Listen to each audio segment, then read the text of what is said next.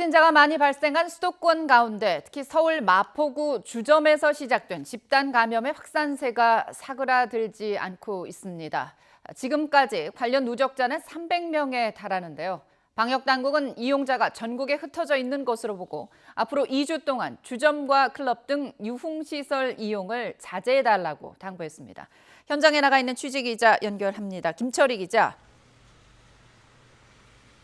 네, 서울 홍대 거리에 나와 있습니다. 네, 홍대 주점에서 시작된 집단 감염, 잦아들 기미가 좀처럼 보이지 않는다고요.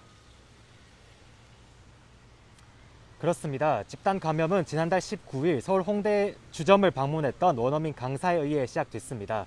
모임 이후 원어민 강사들이 강의하던 학원으로까지 감염이 급속도로 확산했고 현재까지 확인된 누적 확진자만 291명에 달하는 상황입니다. 경기도는 하루 새 8명이 추가 감염돼 오늘 새벽 0시 기준으로 관내 확진자가 264명으로 집계됐다고 밝혔습니다. 방역당국 등에 따르면 마포구 주점에서만 이미 59명이 양성 판정을 받았고 성남시 학원에서 82명, 고양시 학원에서 46명이 확진되는 등 수도권 8개 학원으로 감염이 확대된 상황입니다.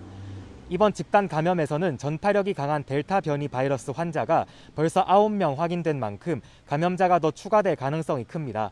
방역당국은 확진자가 방문한 서울 마포구 서울펍에서 부산 진구의 그루브라는 감성 주점으로 감염이 확산한 정황도 확인했는데요.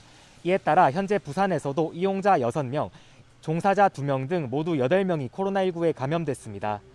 다른 지역 유흥시설에서도 집단 감염이 계속되고 있습니다. 대구 중구클럽에서는 지난 1일 첫 확진자가 발생한 뒤 종사자 3명과 이용자 3명 등 모두 6명이 확진됐고요. 충남 천안시 가요주점에서 26명, 경기 수원시 주점에서 39명의 확진자가 나오기도 했습니다. 방역당국은 유흥시설이 사람들이 밀집해 있는 환경에다가 마스크 착용도 미흡한 경우가 많아 감염 위험이 큰 것으로 보고 있습니다. 이에 따라 이번 주말을 포함해 향후 2주 동안 펍이나 감성주점, 클럽 같은 유흥시설 이용을 자제해달라고 말했는데요. 정부는 지자체와 함께 유흥시설의 방역 점검이나 이용자 추적 관리 등 관리 조치를 더 강화하겠다고 밝혔습니다. 지금까지 서울 홍대 거리에서 YTN 김철입니다.